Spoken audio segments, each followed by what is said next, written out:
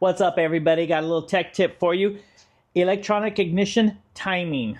Oh, we all dread it. It's really hard to do. So here's what I'm gonna give you a couple of pointers on how I do it here in the Garley's garage. I know the bike starts and it runs. I just want to perfect the timing. A lot of you have probably seen these. They're the little clear viewfinder.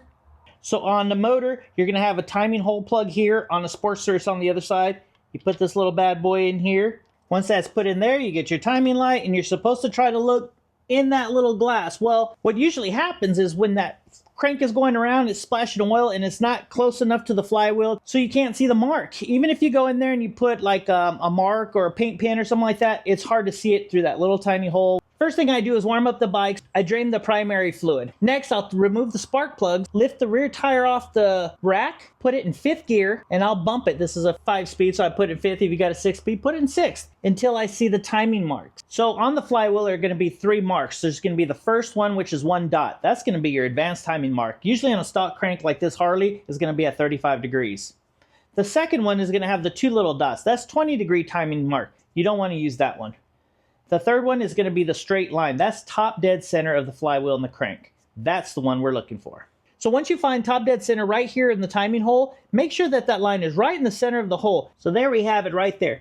So now that I know that that's top dead center, what I'm going to do now is I'm going to make a mark. And I've already made that mark. So I'd make a mark from the primary case straight across to the rotor that is a part of the charging system. So there's 2 types of timing lights. There's one that's non-adjustable and there's one that's advanced adjustable timing light. That's the one I'm using today. So what you're going to do is you're going to take the ground wire from your ignition system. You're going to ground it. That puts it at full advance. Right after 1500 RPMs, your ignition system should put the bike at full advance. Ignition unit is static timed, and then now I can go ahead and start moving it by just using 1 bolt. So I have it snugged down with just 1, and I leave my wrench there. So what I'm going to do is I'm going to fire the bike up, and I'm going to turn the idle up so that I'm over 1500 RPMs. So now it's kind of like holding the throttle and trying to do that. Well, now you don't have to hold the throttle. It's already been done for you. So I'm using an advanced timing light. So I'll go ahead and dial it in, 35 degrees timing. So now what that's going to do is it's going to pick up the top dead center at 35 degrees timing. Go ahead and start her up.